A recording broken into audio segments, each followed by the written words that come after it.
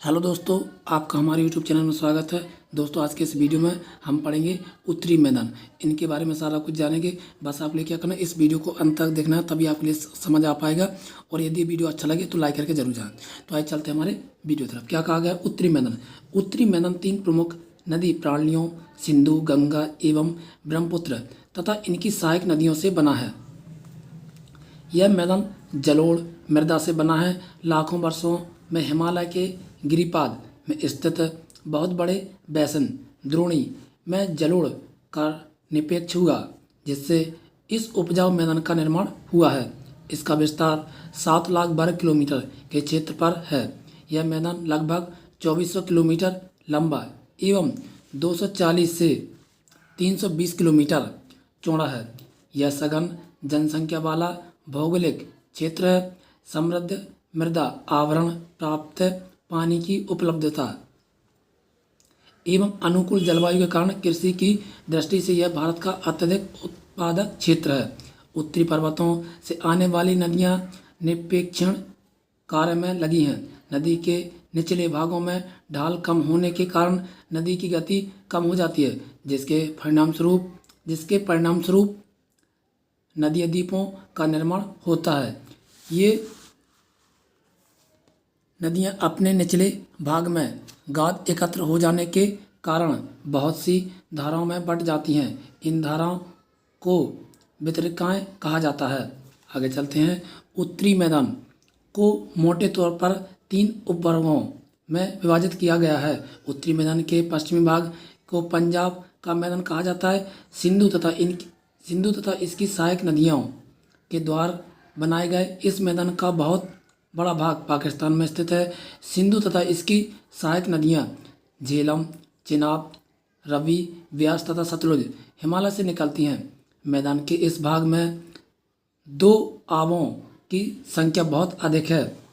गंगा के मैदान का विस्तार घग्गर तथा तीस्ता नदियों के बीच है। यह उत्तरी भारत में हरियाणा, दिल्ली, उत्तर प्रदेश, बिहार, झारखंड के कुछ भाग तथा पश्चिमी बंगाल में फैला है। ब्रह्मपुत्र का मैदान इसके पूर्व विशेषकर आसाम में स्थित है। उत्तरी मैदानों की व्याख्या सामान्यतः है इसके उच्चवाचों में बना किसी विविधता वाले समतल स्थल के रूप में की जाती है। यह सही नहीं है। इन विस्तृत मैदानों की भौगोलिक आकृतियों में भी विविधता है। आकृति विभिन्न के आधार पर उत्तरी मैदानों को 4 भागों में विभाजित किया जा सकता है। नदियां पर्वतों से नीचे उतरते समय शिवालिक की ढाल पर 8 से 16 किलोमीटर के चौड़ी पट्टी में गुटिका का निक्षेपण करती हैं। इसके भावर के नाम से जाना जाता है। सभी सरिताएं इस भावर पट्टी में विलुप्त हो जाती हैं।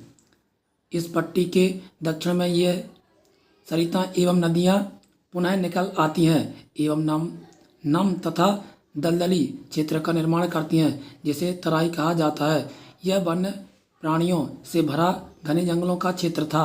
बंटवारे के बाद पाकिस्तान से आए शरणार्थियों को कृषि योग्य भूमि उपलब्ध कराने के लिए इस जंगल को काटा जा चुका है। इस क्षेत्र के दुधवा राष्ट्रीय पार्क की स्थिति ज्ञात कीजिए। उत्तरी मैदान का सबसे विशालतम भाग पुराने जलोढ़ से का बना है। वे नदियाँ के बाद बाढ़ वाले मैदान के ऊपर स्थित तथा वेदिका जैसी आकृति प्रदर्शित करते हैं। इस भाग में भांगर के नाम से जाना जाता है। इस क्षेत्र की मृदा में चूनेदार निक्षेप पाए जाते हैं, जिसे स्थानीय भाषा में कंकड़ कहा जाता है।